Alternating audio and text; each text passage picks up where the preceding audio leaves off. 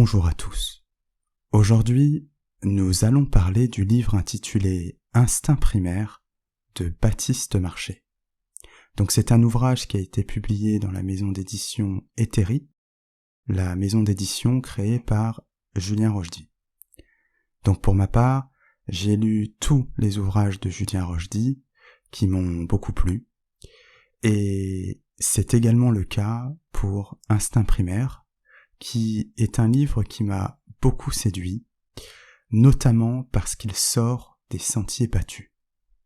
Pour être honnête, je ne crois pas avoir lu dans ma vie de lecteur un livre de ce style, de cette trempe, et notamment pour le contenu hautement subversif, pour le contenu qui est tout sauf politiquement correct. Et vous pouvez notamment déjà en voir les prémices sur la miniature de la vidéo, avec cette citation qui est tirée du chapitre 5 « Jamais esclaves ». Je cite « Les Français sont les premiers responsables de leur destin merdique ». Et donc, de quoi s'agit-il exactement ? Eh bien, cette citation résume à elle seule cet ouvrage. Donc c'est un livre qui est à mi-chemin entre le mémoire, dans le sens où on y retrouve de nombreux éléments sur la vie de Baptiste Marchais, dont il se sert pour ensuite développer sur des sujets tels que la chasse ou encore l'expatriation. Et donc, comme je vous le disais en préambule de ce podcast, c'est un livre qui sort des sentiers battus dans la mesure où Baptiste Marchais prend à contre-pied la rhétorique des youtubeurs dits de droite. Par exemple, Bruno Le Salé, Thaïs Descuffon, Valek, Stéphane Edouard, Greg Toussaint, etc., etc. Mais j'aborderai ce sujet un peu plus tard dans le podcast, parce que pour bien comprendre cet ouvrage, il convient avant tout d'étudier le contexte de parution. Et c'est d'ailleurs souvent un très bon point de départ pour analyser une œuvre. En effet, peut-on analyser une œuvre de Racine sans comprendre ce qu'est le classicisme ? Peut-on comprendre les romans de la table ronde de Chrétien de Troyes sans se référer à l'amour courtois et à ses codes ? Donc, c'est un livre qui a été écrit en 2022 et plus précisément après les dernières élections présidentielles. Et donc avant de lire cet ouvrage, il faut se remémorer ce qu'il s'est passé au cours des 2 ou 3 dernières années. Je ne vais pas développer, mais très rapidement, confinement, vaccination, restriction de liberté, puis les élections présidentielles, avec notamment de nombreuses personnes du camp de droite qui attendaient un sauveur. Et malheureusement, je dois également m'inclure dedans, puisque moi-même, j'attendais un sauveur, et j'y ai cru, à un moment donné. Mais suite à une longue introspection, et je pense que c'est également ce qu'a fait Baptiste Marchais, dans cet ouvrage, je pense que ça lui a permis de revenir sur les 2-3 dernières années et d'en tirer des conséquences. Et effectivement, son message est très clair, c'est « reprenez-vous en main ». Le changement ne va pas venir de l'extérieur. Et rappelez-vous ce que disait Alexis de Tocqueville dans son ouvrage intitulé « De la démocratie en Amérique », « Je ne crains pas le suffrage universel, les gens voteront comme on leur dira. » Et donc en effet, pour Baptiste Marchais, et je le rejoins à 100%, le problème ne vient pas du gouvernement, d'une pseudo-élite, d'un système, mais avant tout de nous-mêmes. Et c'est en ce sens où il prend à contre-pied la rhétorique des youtubeurs dits de droite, puisqu'ils vont vous faire des vidéos sur le wokisme, les gauchistes, regardez, c'est de leur faute si la France va mal, ou alors on peut reprendre avec Thaïs Descuffon sur l'immigration, etc., etc. Mais sincèrement, une France avec seulement les racailles en moins, je vois pas vraiment ce que ça va changer. Et donc, c'est ce qui fait dire à Baptiste Marchais que la France est peuplée, je cite, d'obèses repus et de maigrichons trouillards, en gros, un peuple éco-plus. Fin de la citation. Et donc ensuite, il compare la France, et les Français également, par le biais d'une métaphore culinaire, et notamment à une recette de cuisine. Donc pour Baptiste Marchais, la France, qui est comparée à un plat, a un mauvais goût. Mais il faut bien comprendre que ce n'est pas à cause du cuisinier, mais à cause des ingrédients. Et là encore, je cite Baptiste Marchais, « Si vous avez des ingrédients de merde, vous aurez un plat de merde, même si vous pensez suivre méticuleusement la recette que vous aurez trouvée dans les meilleurs livres. » Et donc vous voyez que, encore une fois, on est assez loin de la rhétorique des youtubeurs de droite, qui parfois vous demandent de télécharger Clash of Clans ou LOL ou je ne sais plus quel jeu vidéo, ou encore NordVPN. Mais concrètement, quand vous regardez leurs vidéos, qu'est-ce que cela va changer pour vous ? Pour préparer ce podcast, je regardais la chaîne de Greg Toussaint et notamment ses vidéos les plus regardées. Donc on y retrouve le cas Sibeth Ndiaye, le cas Camélia Jordana, le cas Daniel Obono, ou encore le cas Marlène Schiappa. Et idem pour Bruno Le Salé. Quelles sont ces vidéos les plus regardées ?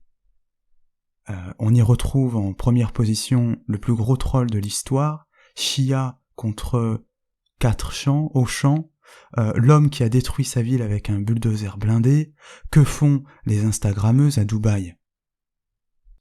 Et donc pour Baptiste Marchais, le problème, c'est que la plupart de ceux qui le regardent sont spectateurs. Donc ils le regardent lui, ainsi que Papacito, Greg Toussaint, Valek, Bruno Le Salé, etc., etc.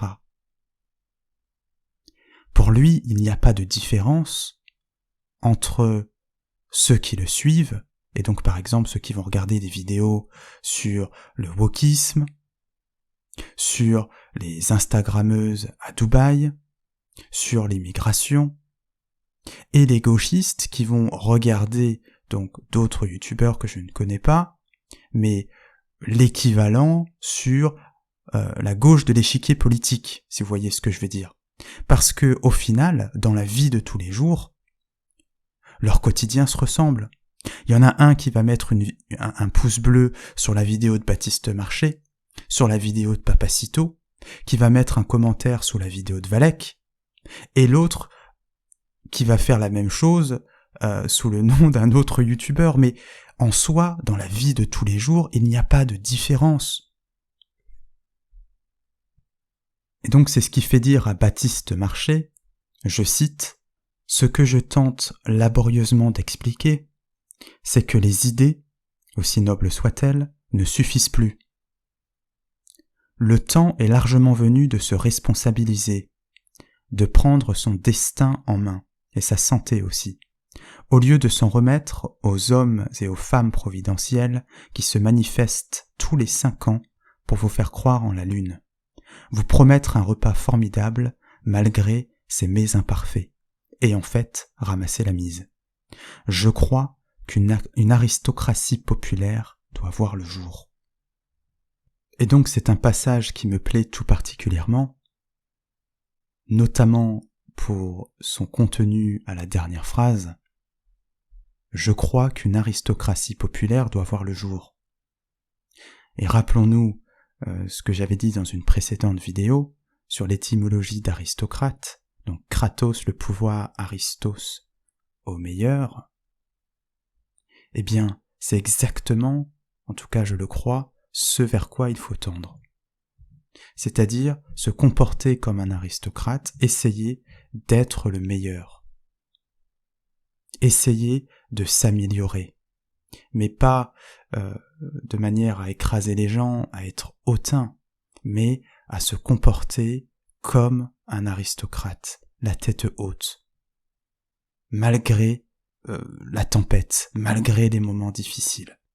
Continuer d'avancer. Et donc, c'est également mon objectif avec cette chaîne, et c'est ce sur quoi j'ai beaucoup réfléchi ces derniers mois, notamment sur le format que cela pouvait prendre. Et donc j'en suis venu à la conclusion que pour moi le meilleur moyen de former une aristocratie populaire, mais encore une fois en toute modestie, eh bien c'est le format podcast sur Patreon, qui est clairement une plateforme que j'affectionne particulièrement. Pour ma part, sur Patreon, je suis 2 créateurs de contenu, l'observateur en premier lieu et le précepteur en second lieu. Et donc mon objectif avec cette chaîne et également ma page Patreon, ça va être, encore une fois, c'est très exclusif, mais d'accompagner les hommes dans leur vingtaine, de leur proposer du contenu qualitatif, et ce à un prix dérisoire. Vous pourrez retrouver le contenu, le lien vers la page sous la vidéo. N'hésitez pas à aller faire un tour, n'hésitez pas à me dire ce que vous en pensez. Il y a déjà un premier podcast qui est disponible sur les réseaux sociaux et l'importance d'arrêter les réseaux sociaux. Et je m'appuie notamment sur l'excellent ouvrage de Michel Desmurger, La fabrique du crétin digital. Et donc, dans ces podcasts, vous avez retrouvé de nombreux conseils de lecture, de philosophie de vie, etc., etc., mais autant de conseils pratiques, de choses à faire qui vont vous permettre d'avancer dans la vie de tous les jours, de choses concrètes. Je vais pas débattre pendant des heures sur les gauchistes, sur le wokisme. Tout ça n'a plus aucun intérêt. L'objectif, c'est de se former, de s'améliorer, de devenir quelqu'un de meilleur, de se mettre au sport si c'est le cas, de prendre confiance en soi, etc., etc. Et comme je m'adresse principalement à des auditeurs très jeunes, c'est-à-dire qui ont environ entre 20 et peut-être 30 ans, le prix est vraiment dérisoire, hein. C'est pas comme certains qui proposent des formations sur comment développer son charisme à 600 ou 700 euros. C'est complètement délirant. Bref, revenons à l'ouvrage de Baptiste Marché. Donc comme je vous disais, pour Baptiste Marché, l'objectif, c'est de se reprendre en main, ou de se prendre en main. Et donc, brièvement, et ça ne doit pas exonérer la lecture de ce livre, c'est pour ça que je fais pas de résumé chapitre par chapitre, il faut que vous lisiez le livre, j'espère que ce podcast vous en donnera l'envie, j'ai pas de lien d'affiliation ou quoi que ce soit, mais en tout cas je crois sincèrement que c'est un livre à lire, que j'ai dévoré en quelques jours, en tout cas que j'ai lu en 2 fois. Voilà, j'ai lu en une fois la première moitié du livre, et la deuxième fois, le lendemain, la deuxième moitié du livre. Donc quels sont les conseils pragmatiques, très concrets que donne Baptiste Marché dans son ouvrage? Tout d'abord, de lire. 2 livres au minimum par mois. De faire du sport. De s'immerger le plus possible dans un environnement naturel et de voir régulièrement des animaux sauvages.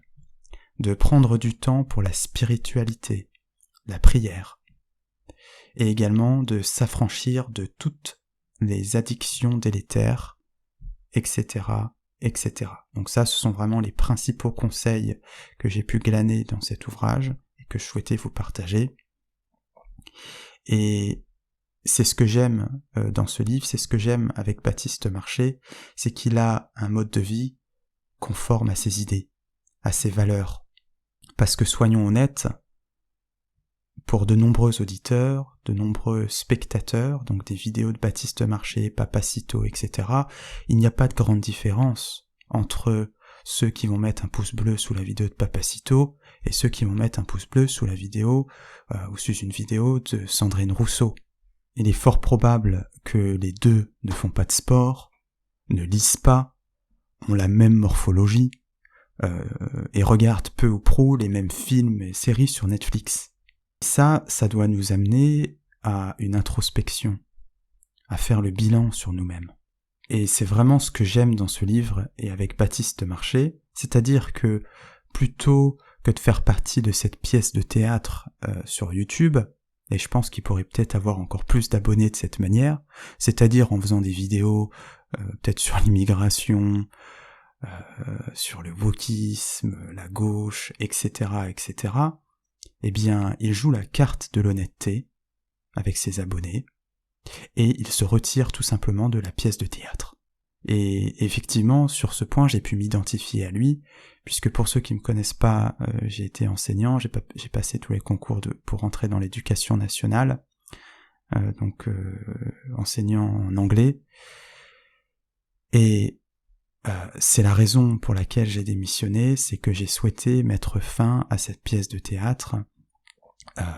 Bref, j'en ai déjà parlé dans une autre vidéo ou dans un plus long podcast avec l'Observateur, mais concrètement, on n'apprend pas l'anglais à l'éducation nationale. Mais je vais pas y revenir, peut-être que je ferai une vidéo sur la question prochainement, mais peu importe. Et donc pour Baptiste Marché, il se retire de la pièce de théâtre pour principalement aller au Texas, et il y a de très beaux passages sur son expérience au Texas qui m'ont beaucoup plu. Mais quoi qu'il en soit, c'est son choix, et il est en accord avec ses principes et avec ses valeurs. Et sur ça, il a vraiment tout mon respect. Et je finirai tout simplement avec cette dernière citation qui est l'une de mes préférées et qui, je crois, résonnera en vous, en tout cas je l'espère qu'elle résonnera en vous, autant qu'elle a résonné en moi. Donc cette citation est issue du chapitre intitulé « Jamais esclave ».